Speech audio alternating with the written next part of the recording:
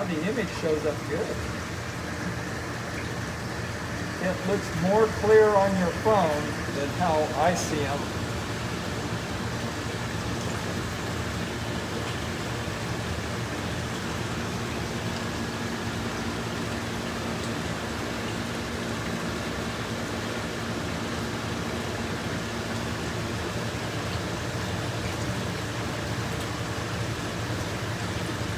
All right, happy Oddtober and happy Monday to those of you who are joining us here for an Oddtober edition, our next Oddtober edition of Facebook Live. We are once again, for those of you who watched us on Friday, this is going to look a little bit like history repeated because we are, yet again, in the quarantine room here at the Tennessee Aquarium. This is in the basement of the River Journey building. Those of you who have never been on a backstage pass tour have probably never seen this. This is where we keep a lot of the animals that would be considered backup animals, or animals that are without a home for whatever reason at any given time. And yeah, this is a kind of a cool behind the scenes chance for those of you to kind of look, like I said, behind the curtain, see how we do things here at the aquarium. But today we are focused on, appropriately for a Monday, the crabbiest of all creatures, the giant Japanese spider crab. I think I got that right. And yet again, history repeated. This is Danny Alexander. Danny is one of our senior aquarists, and Danny has graciously offered, although he wasn't even aware that he was doing this until just a little while ago, to be our expert for today because he happens to be one of the ones who cares for our giant Japanese spider crabs. Hi, guys. So, Danny, welcome back. I guess to start off with, what is it like to care for these guys? Well, really they're pretty easy because they're very sessile, which means they don't move around a lot, and so they just basically sit in place much of their time. And every other day we throw them a little bit of food, and they move around then looking for the food using their claws or cheliceds mainly. They walk around with 8 walking legs, and then they have 2 cheliceds, or their pincher arms, so to speak, and so they look for food. They forage for food that way. So Monday, Wednesday, and Friday here at the aquarium, we toss in a few pieces of food, and we'll show you some of that food after a while, and you can watch them actually foraging for it. Now, Rachel, one of our other aquarists, has already fed these guys, so they might not be so interested. These that are here in our backup tank in the quarantine room, they might not be that interested in looking for food for a snack. But I'm actually going to get one to move around here in just a little bit. I need to turn one over to show you guys how we can tell the difference between a male and a female. So it's really pretty easy when you have them turned over. When they're right side up, very hard to tell the difference between males and females. So we'll try to figure it out here in just a little bit when it's convenient for us, and I'll get one and turn it upside down, and we'll look at the bottom because that is where we'll be able to tell the difference between a male and a female. Now, Danny, there might be people who listen to you say that we feed them only every other day and think, oh my goodness, they're mistreating their animals, they're not feeding them often enough. How dare they wait a day between feedings? But that's not really the case. In the wild, that you don't normally get a meal every day necessarily. No, these guys out in the wild are going to have to go out looking for something, and you know, they don't get fed regularly like we pamper them here at the Tennessee Aquarium. Even when we feed them, they don't always eat what we put in there. Sometimes the next day we'll find food still left. Not a whole lot, but they may leave a little bit of food. So we know we're not feeding them too little. And if anything, we feed them a little bit too much so that they're leaving a little bit of that food each time. We feed them every other day. All right, now we have a couple of questions coming in. I do want you to get to that inverting of the crab, we shall say, to determine the sex of the crab. Yes. But I do want to make sure that I don't neglect the people who are watching. Thank you for joining us on this stream. Some people have been asking some questions, which we welcome. I am more than happy to pass those on, as I know Danny is happy to answer them, if he knows the answer. Yes. We don't know everything. We try to know as much as we can, obviously. Yes, we do. Beth Brewington, who we all know, but good friend of the aquarium, longtime staff member, now volunteer, says, I am sessile too. So It's good to see that word used. Hi, Beth. And Beth, you deserve it. You deserve to be Cecil. Yeah. That's okay. Now let's see. Karen Gilstrap says, can they survive on land, or are they primarily or entirely aquatic? This particular species of crab is aquatic. They cannot survive on land. They have gills like fish, and those gills are specialized. Like most fish, their gills can get oxygen out of the water. And so these crabs can survive for a little while out of water, and actually they are shipped out of water and maybe just packed with moist moss. But they cannot survive long. They cannot live long out of water. Now, where would their gills be? Are they visible on screen right now, Danny? Because you and I are both looking at the same thing. No, they are not visible as we are looking at them. You can see the gills in that when we flip them over, they have what's called an apron or a carapace. It's part of their carapace, which is the underside of their body. And if they had that open, you could see gills there. But we're probably not going to have that luxury that they're just going to open that up when we have them flipped over and we can see that. Sometimes when they're cleaning themselves, they'll have it open in the exhibit or the holding tank like here, and you can see gills that way. But we will not be able to see them most likely. All right, now I thought maybe that would be a better angle. It is not. Now, one thing that you can kind of see from that shot that I just got is their eyes are really interesting. They're up on stalks.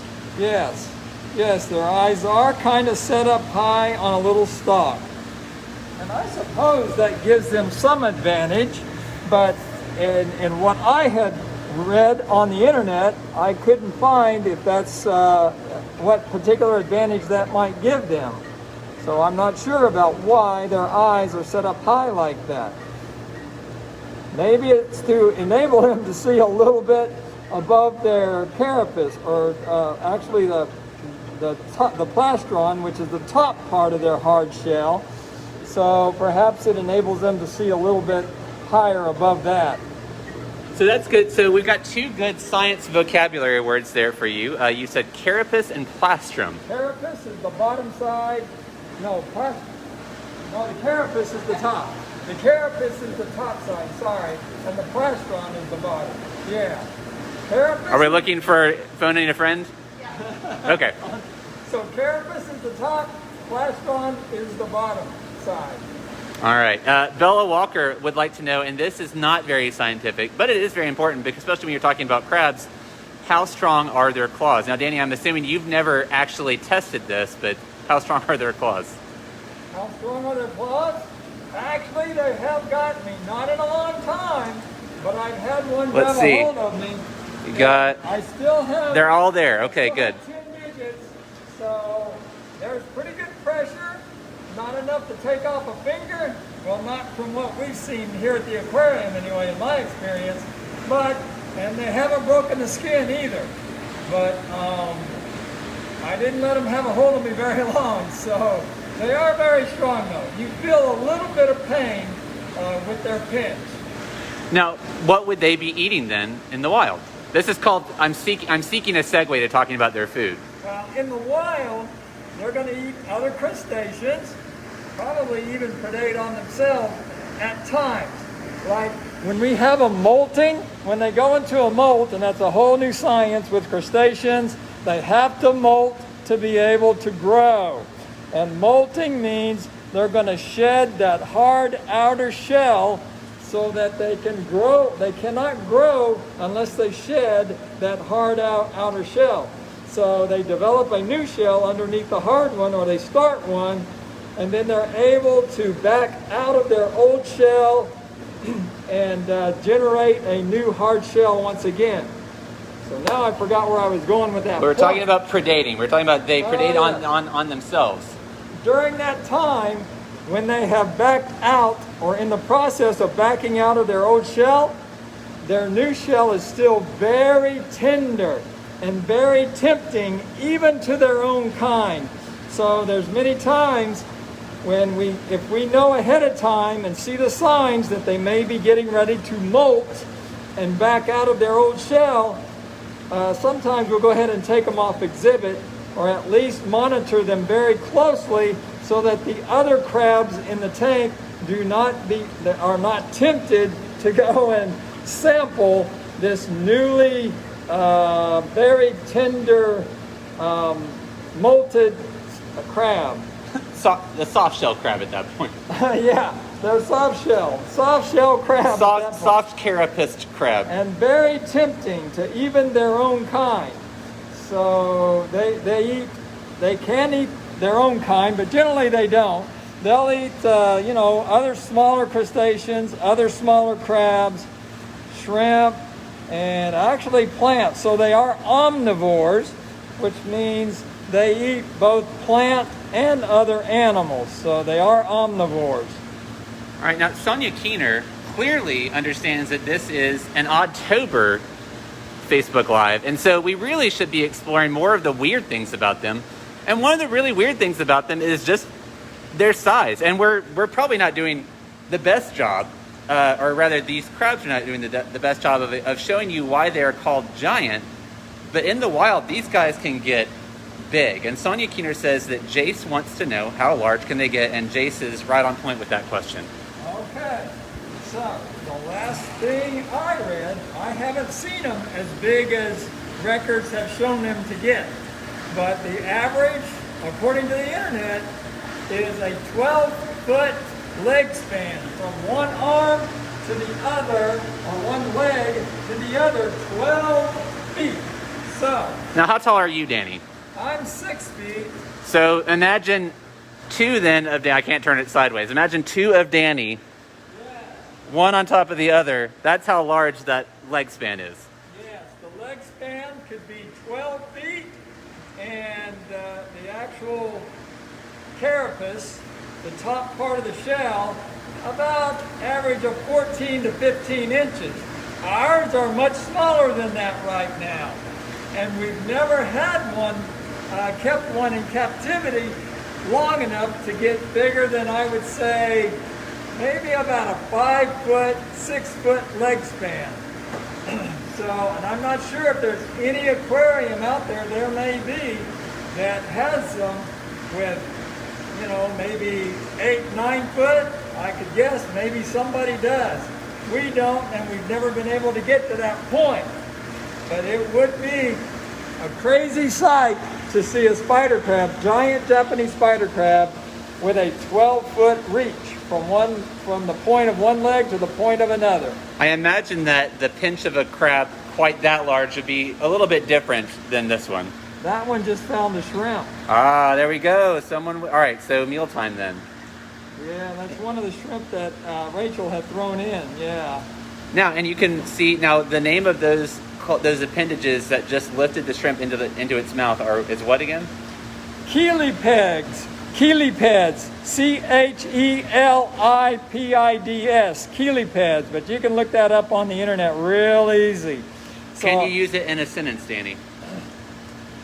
The Japanese spider crab has 2 chelipids, which have the pinchers on them, and then the other 4 appendages, or other 8 appendages, I should say, are its walking legs. So it has 8 walking legs and 2 chelipids, or pincher arms.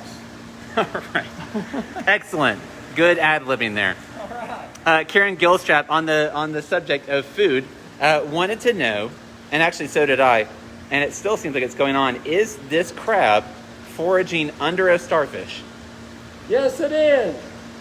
But the crabs don't like starfish. They won't bother the starfish. It's feeling around it, but it's looking for something that it likes.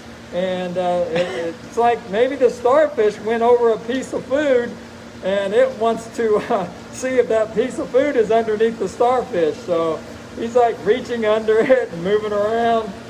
Now we say he, but I think before we got this started, we actually determined Yeah, through a method that I hope we can replicate here. Yes. That these are all actually girls. Females, yes. Yeah, these are females. So yeah, I could get this one that's right here below us that Casey is showing us right now, and we can flip it over and confirm that they are females.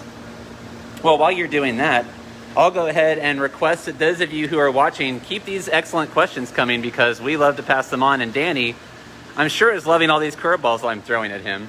Oh yeah. Now that is a big crab. You know, the acrylic when you're at the aquarium can sometimes be a little bit distorting and make things look larger or smaller than they actually are, but out of the water you can appreciate just exactly how large these crabs are. So this is a female, and we're going by this apron that's right here. Yeah, she's trying to get me. So this apron is very wide. The female's is very wide. On a male, it's much more narrow. So this horseshoe shaped apron is very wide, which that is what females have, a wide apron. A male would be much narrower than this. I'm going to let her go since she's trying to get me, you guys. I think, yes, I think she's done an excellent job of being illustrative for the purposes of this Facebook Live. It's always fascinating to see them move, how they move. Do you know why they're called spider crabs? Well, they are related to spiders, believe it or not. Oh, you're going to ruin people's ability to eat seafood, Danny. They're part of the phylum Arthropoda, and they are arthropods. And what else is an arthropod? Insects and spiders are also arthropods.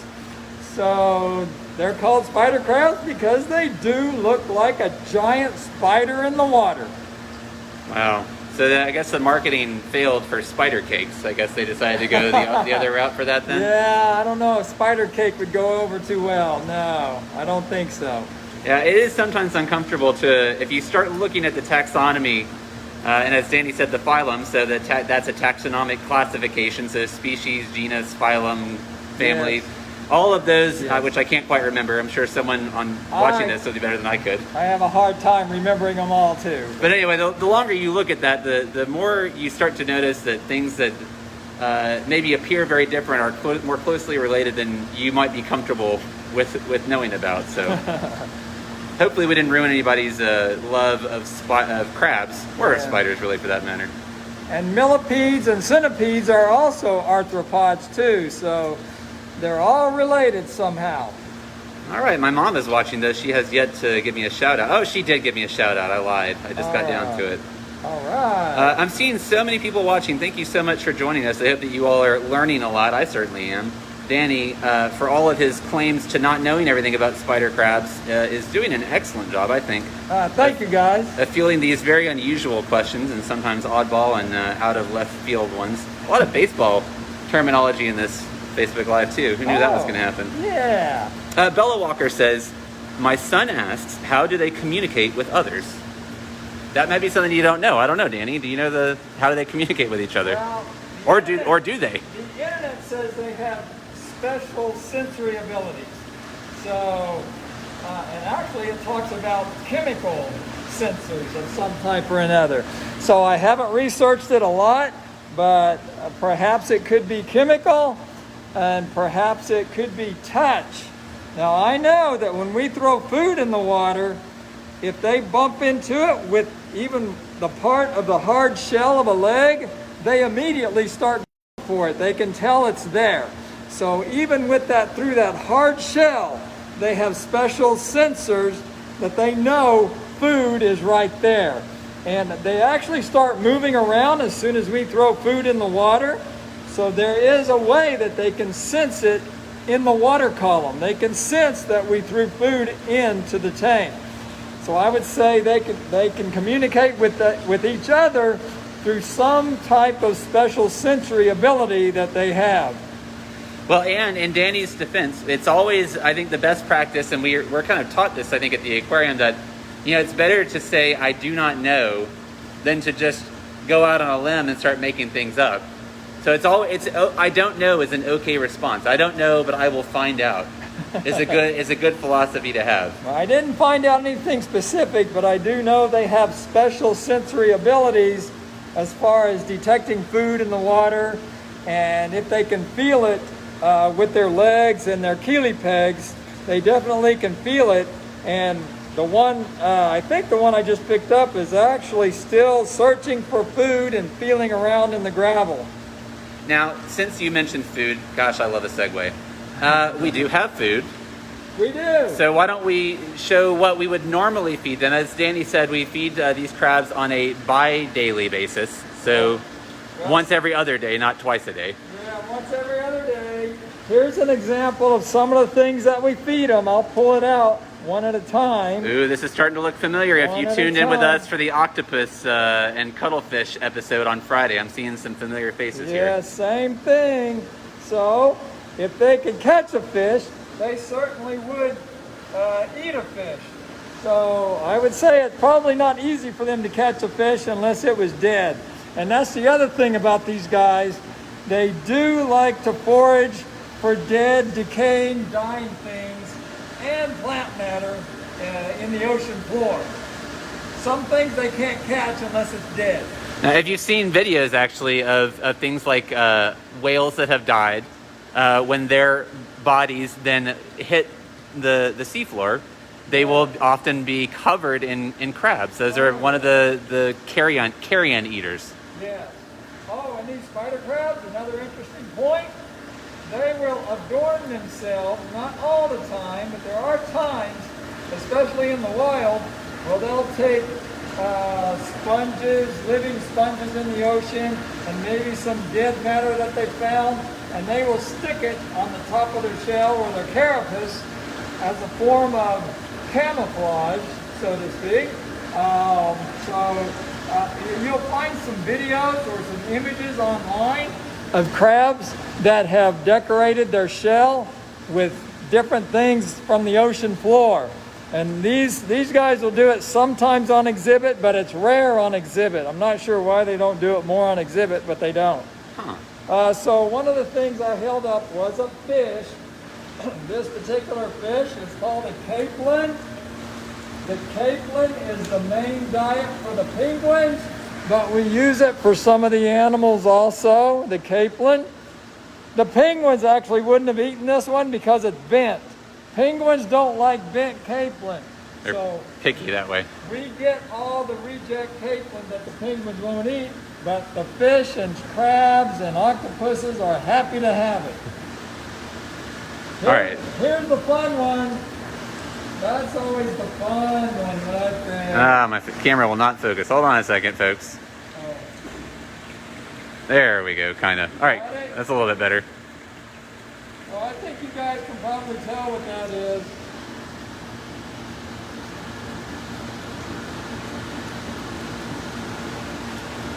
Boy, if we're not turning people off of seafood, you guys are diehard fans. So I think most of y'all probably know what that is. If you want to guess, you can. I didn't think to ask them if they wanted to guess. If you want to guess, go ahead and type your guess down in the comments. And maybe, Danny, you can move on to the next one while they're thinking of answering that one. Oh, I got the easy one. And they ate one of these just a little while ago. Hold on. That's probably their favorite. Now that one I'm familiar with, for sure. And that's one of their relatives down the line. But that's one of their favorites to eat. Oh, don't tell me they're related to spiders too, Danny. I'm a lifelong fan of these. You're making it hard, though. In a sense, they are. They're crustaceans, which crustaceans are a subphylum of the phylum Arthropoda. So. Bella Walker says that was a squid earlier, so we got that one. We got that one. Good, very good. And we got the squid, and we got the shrimp. Then we got this one. This one's the fun one. What can it be now? Until I started working here, I would never have known this one. Beth, if you're still out there, don't you say. Don't you give it away. Beth has given this away in past Facebook Lives, so that is a fair reprimand and warning to her. She's banned from guessing what these things are anymore because she knows. All right, now surely some of you are curious what this is, and if you do know, don't type it. But if you don't know, take a guess, because I'll be impressed if you put the right thing in. Bella Walker's answered again. I'm feeling like Bella maybe knows more than she's letting on. She says it's a clam. All right. You know that was a clam. So that's some of the things that we feed them. And we're not putting that in the water because, as Danny pointed out, Rachel, who put in a guest appearance here not too long ago, did happen to feed these crabs earlier today. So we don't want to, for the sake of demonstrating something, we don't want to go against their nutritional guidelines. So we're trying to stick to their plan. Yeah, they've already had plenty to eat already, so we won't offer them anything else till Wednesday. Wednesday we'll do it again. All right. Well, Danny, it doesn't look like we have any other questions about giant Japanese spider crabs. People are either you're answering all their questions or they're just feeling some Monday blues and don't feel like asking their questions. So for those of you who have taken the time to join us, thank you so much for tuning in to this next edition of our ODDtober series of Facebook Lives, exploring the weird and wonderful side of nature through the prism of the many interesting and unusual animals we have here, some of whom you might not even think of as being unusual until we start talking about things like crabs that adorn themselves with sponges. Who knew that they knew how to accessorize? Trina Hewitt says, thank you, Trina, for watching. Thank you to all of you who are watching, and most of all, thank you, Danny. Okay, guys, thanks for being here again. You're a scholar and a gentleman, and you're patient with my attempts at witticism, especially on a Monday. All right, well, with that being said, I guess we will cut this one off and tune into our Facebook Live, our Facebook page, rather, every day, because when we have these, which is 3 times a week for the rest of the month, you will we'll let you know probably day of or maybe even the day before when we'll have a Facebook Live, so you can plan on tuning in, though they will always be, to my knowledge, at 3:30 p.m. So plan your afternoons around that. If you're home with your kids, like a lot of people are, this is a pretty good way to have some science at home. Looks like we're getting questions about what's the best age to bring a baby or kid to the aquarium for the first time. Boy, I don't know. Oh, wow. That was a last minute question there. Man, I would guess like 5 or 6 months would be good, I would think. Yeah, Lauren Frank asked that question. Lauren, I've got 2 kids of my own, one of whom is 5 and one of whom is 3. The 3-year-old has been coming here since she was literally just a couple of months old. And you asked if they can really enjoy it. Well, the wonderful thing about the aquarium, in my experience with my kids, is that the older you get, the more layers of enjoyment you get out of it. So at a young age, just like a lot of things, they're going to be more engaged from a sensory perspective. So there are things like the music in the galleries is interesting, and the colors are more fascinating, and the movement is fascinating. Obviously, the older you get, and the greater your ability to communicate is, both with them and them with you, the more of that science can start to work its way into the conversation, and the more they can appreciate things like how things move and how things behave. Yeah. But even at a really young age, you can get a lot out of visiting the aquarium. Again, I know my kids, they've kind of grown up here, but they've been enjoying it since they were really, really little. So, and Bella Walker says, mine was a few months old, go all the time. I agree with Bella 100%. All right, well, I interrupted my own exit, but we're going to go ahead and wrap up the stream here. Again, tune into our Facebook page. We'll let you know when the next video in our ODDtober series of Facebook Lives will be, but it will be at 3:30 p.m. And there will be 2 more this week and 3 more every week for the rest of the month, as far as I know. So, thank you for watching. We will see you next time.